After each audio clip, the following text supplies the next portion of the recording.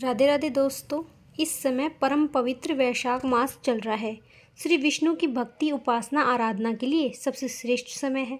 भक्तों के लिए अपनी आध्यात्मिक साधना को तीव्र बनाने के लिए यह वैशाख मास अत्यंत महत्वपूर्ण बताया गया है।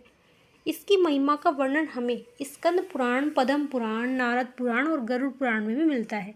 और इस वैशाख मास में हम श्रवण कर रहे हैं इसी मास के महात्म्य को दर्शाती हुई अनेक सुंदर पौराणिक कथाओं का विश्लेषण किया है। तो चलिए आज की इस विशेष कथा का आरंभ करते हैं। श्रुति देव ने कहा, परमात्मा भगवान नारायण 4 भुजाओं से सुशोभित थे। उन्होंने हाथ में शंख, चक्र, गदा और पद्म पुराण धारण किया था। वे पीताम्बर धारण करके वनमाला से विभूषित थे। भगवती लक्ष्मी देवी एक पार्षद के साथ गरुड़ की पीठ पर विराजमान थी। उनका अपार तेज देखकर राजा के नेत्र सरसा बंद हो गए। उनके सभी अंगों में रोमांच आया, नेत्रों से अश्रुधारा बहने लगी। भगवत दर्शन के आनंद में उनका हृदय सर्वथा डूब गया। उन्होंने तत्काल आगे आकर भगवान को साष्टांग प्रणाम किया। फिर प्रेम विहन नेत्रों से विश्वात्मा देव जगदीश्वर श्री हरि की अनेक देर तक निहारते रहे। उनके चरण धोए, उस जल को अपने मस्तक पर धारण किया। तत्पश्चात राजा ने अनेक वैभव से बहुमूल्य वस्त्र, आभूषण, चंदन से हार, धूप, दीप और अमृत के समान नैवेद्य के निवेदन से अपने तन, मन, धन और आत्मा का समर्पण करके अद्वितीय पुराण पुरुष भगवान विष्णु का पूजन किया। पूजा के बाद उन्होंने भगवान की इस प्रकार स्तुति की, जो निर्गुण, निरंजन और प्रजापतियों के भी अधीश्वर है।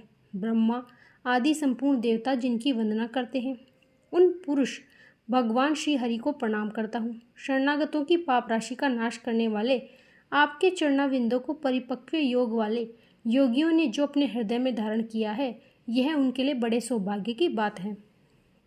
बढ़ी हुई भक्ति के द्वारा अपने अंतकरण और जीव भाव को भी आपके चरणों में चढ़ाकर वे योगी जन उन चरणों के चिंतन मात्र से आपके धाम को प्राप्त होते हैं।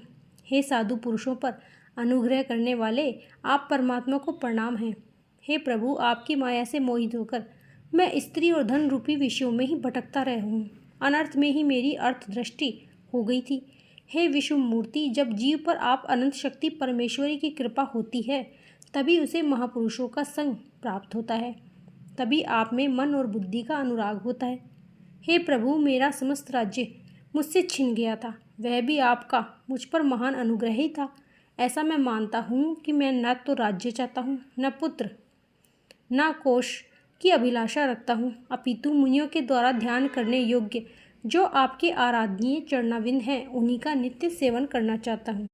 हे विष्णु, एक क्षण और एक आधे पल के लिए भी ऐसा प्रसंग उपस्थित ना हो जो आपकी चर्चा से रहित हो।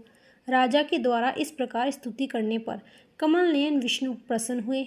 मेघ के समान गंभीर वाणी में उन्होंने इस प्रकार कहा, हे राजन, मैं जानता हूँ तुम मेरे श्रेष्ठ भक्त हो, कामना रहित हो, निष्पाप हो।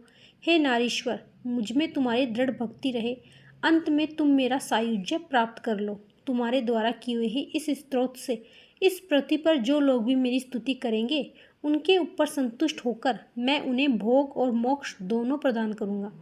यह अक्षय तृतीया इस पृथ्वी पर प्रसिद्ध होगी, जिसमें भोग मोक्ष प्रदान करने वाला मैं तुम्हारे ऊपर प्रसन्न हुआ हूँ। जो मनुष्य स्थिति को किसी भी बहाने से अथवा स्वभाव से ही स्नान, दान आदि क्रियाएं करते हैं, वे मेरे अविनाशी पद को प्राप्त होते हैं। जो व्यक्ति वैशाख मास में सभी धर्मों का अनुष्ठान करता है, जन्म, मृत्यु, भय, पाप को हर लेता है। यह वैशाख मास मेरे चरण चिंतन की भांति ऐसे सहस्त्रों पाप को हर लेता है, जिनके लिए शास्त्रों में कोई प्रायश्चित ही नहीं। इस प्रकार राजा को वरदान देकर देवादिदेव भगवान जनार्दन सबके देखते देखते अंतर ध्यान हो गए।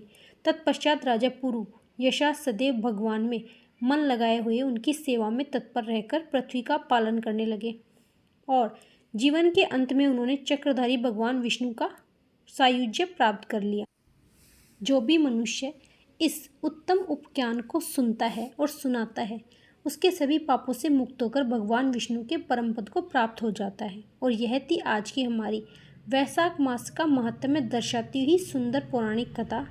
अगली कथा हम सुनेंगे अगली कड़ी में। राधे राधे।